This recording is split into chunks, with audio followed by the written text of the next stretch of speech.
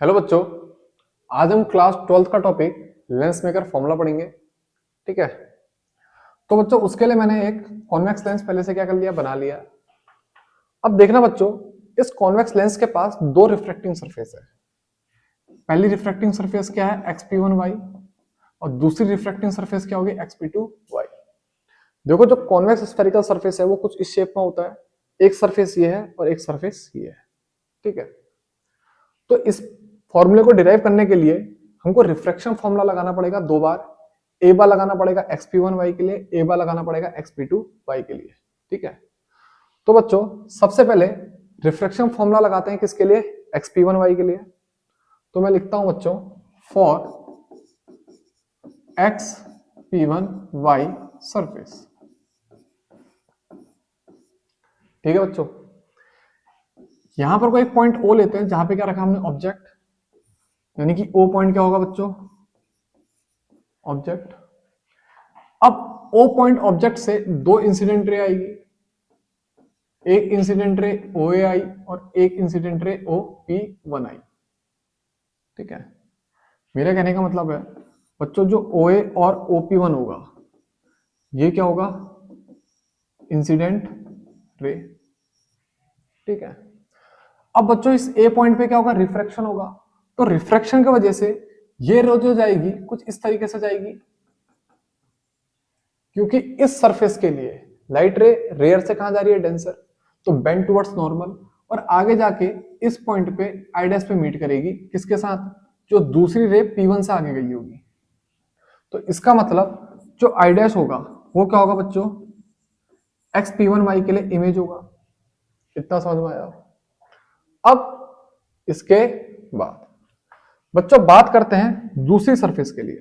मेरा कहने का मतलब है xp2y सरफेस के लिए। अब देखना बच्चों, इस xp1y सरफेस के लिए जो इमेज थी वो इसके लिए किसका काम करेगी, ऑब्जेक्ट का। यानी कि जो आई डैश है वो क्या हो जाएगा बच्चों, ऑब्जेक्ट। ठीक है। और ये जो रे होगी, मैं इस पॉइंट को बी ले लेता हूं, यानी कि जो ए बी रे होगी, और P1 P2 जो रे होगी वो किसका काम करेगी, इंसिडेंट रे। मैं लिखता हूं A B comma P1 P2, ये क्या होगी बच्चों, इंसिडेंट रे। इतना समझ में आया। अब इस बी पॉइंट पे दोबारा क्या होगा, रिफ्रैक्शन होगा, और लाइट रे कुछ इस तरीके से आएगी और यहां पर को आई पॉइंट पे मीट करेगी किसके साथ, जो दूसरी रिफ्रैक्टेड रे P2 से आगे को आई होगी। मेरा कहने का मतलब है जो बी आई होगी और P2 आई होगी ये क्या होगी बच्चों, रिफ्रैक्टेड रे। ठीक है। और ये जो आई होगा ये क्या होगा, फाइनल इमेज, जो कौन बना रहा होगा, xp2y।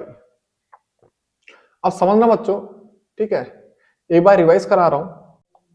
रिफ्रैक्टिंग सरफेस इस लेंस के लिए कितनी होंगी, दो। एक क्या होगी xp1y और एक क्या होगी xp2y। xp1y के लिए ओ क्या है बच्चों, ऑब्जेक्ट। ठीक है। और आई डैश क्या है, इमेज। फिर ये जो आई डैश इमेज xp1y के लिए है वो xp2y के लिए किसका काम करेगी, ऑब्जेक्ट का। और फाइनल इमेज कहां पे बनेगी, आई पे। इतना समझ में आया। अब मैंने क्या कहा था, लेंस मेकर फॉर्मूला बनाने के लिए रिफ्रैक्शन फॉर्मूला को दो बार लगाया जाता है, एक बार xp1y के लिए, एक बार xp2y के लिए। तो मैं क्या लिखता हूं, बाय रिफ्रैक्शन फॉर्मूला हम क्या लिखते हैं, अप्लाई रिफ्रैक्शन फॉर्मूला। किसके लगा रहे हैं बच्चों, xp1y सरफेस के लिए। वो कितना होगा, minus mu one upon you plus mu two upon we equal to mu two minus mu one upon R. यही होता नहीं होता। अब ध्यान देना, ये xp1y सरफेस ये रही, इसके लिए o क्या बच्चों, ऑब्जेक्ट। तो मान लो ये डिस्टेंस कितनी थी, u। अब आई डैश क्या थी बच्चों इसके लिए, इमेज। तो मान लो यहां से यहां तक की डिस्टेंस कितनी बच्चों, v डैश। तो बच्चों यहां पर को v की जगह पे क्या लिखा जाएगा, v डैश। अब xp1y सरफेस के लिए जो रेडियस ऑफ कर्वेचर है वो कितनी मान लो, r1। r1 क्या होगी, रेडियस ऑफ कर्वेचर किसके लिए, xp1 y के लिए। और अगर किसी बच्चे को कंफ्यूजन है म्यू1 और म्यू2 से, तो बच्चों याद रखना जो म्यू1 रिफ्रैक्टिव इंडेक्स होगा किसका, रेयरर का, और जो म्यू2 होगा वो रिफ्रैक्टिव इंडेक्स होगा किसका, डेंसर का, यानी कि इस लेंस का। और ये जो इमेज बन रही होगी कौन सी, आई डैश यानी कि वी डैश, ये कहां बन रही होगी, इस लेंस के अंदर। ध्यान देना। अब हम क्या करेंगे, एक बार रिफ्रैक्शन फॉर्मूला लगाएंगे किसके लिए,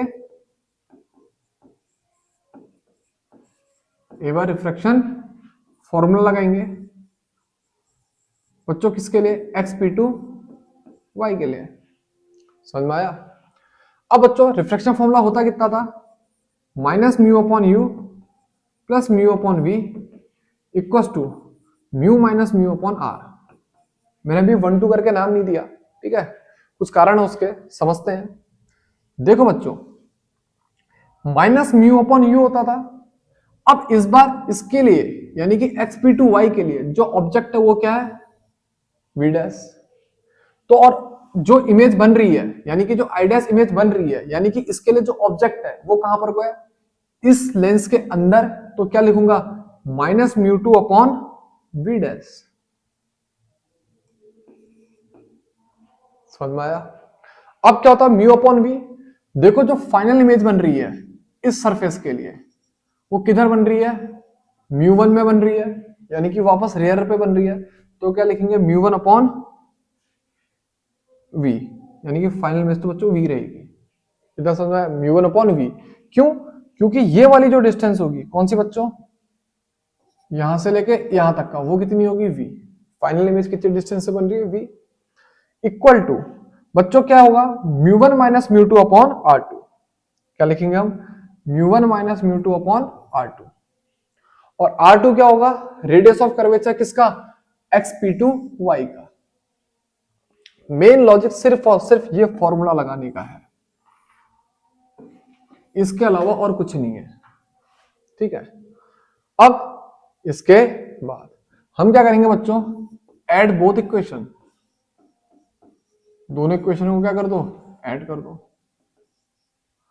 अब जब दोनों इक्वेशन को ऐड करोगे तो कितना आएगा, minus mu one upon you plus mu two upon V dash minus mu two upon V dash plus mu one upon we equal to क्या लिखोगे बच्चों, mu two minus mu one upon are one plus mu one minus mu two upon are two.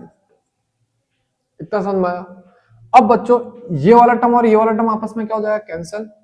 तो कितना आएगा, minus mu one upon you plus mu one upon we equal to.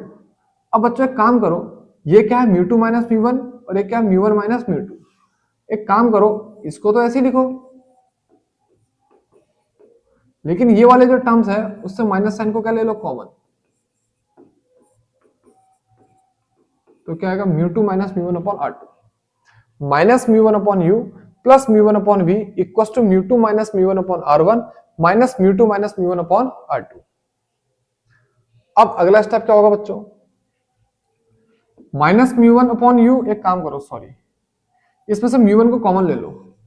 तो कितना आएगा बच्चों, minus one upon you plus one upon V. Mu one common लिया तो bracket के अंदर minus one upon you plus one upon V. अब बच्चों इन दोनों में से mu two minus mu one को कॉमन ले लो, तो जो ब्रैकेट के अंदर आएगा बच्चों कितना आएगा, one upon are one minus one upon are two.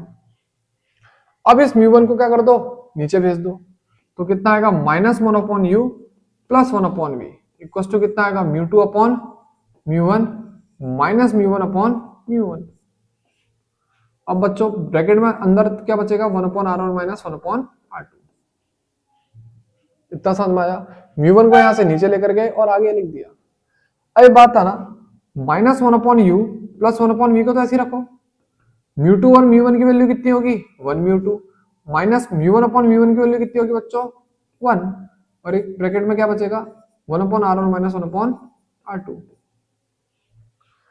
तो बच्चों इसके बाद बस एक ही स्टेप बचा है, वो स्टेप क्या है, अगर u कहां हो बच्चों, इंफिनिटी, तो v कहां होगी, फोकस। तो मैं क्या लिखूंगा, minus one upon infinity plus one upon f equals to कितना आएगा बच्चों 1 म्यू 2 - 1। अब ब्रैकेट में क्या बचेगा 1/r1 - 1/r2। तो बच्चों 1/f का जो फॉर्मूला बनेगा वो कितना बचेगा 1 - 2 1/r1 - 1/r2। यही फॉर्मूले को क्या कहते हैं लेंस मेकर फॉर्मूला। इतना समझ में आया।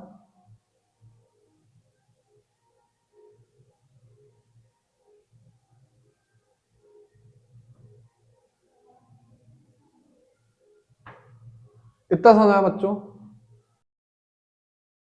तो बच्चों आज के लिए इतना ही, ठीक है।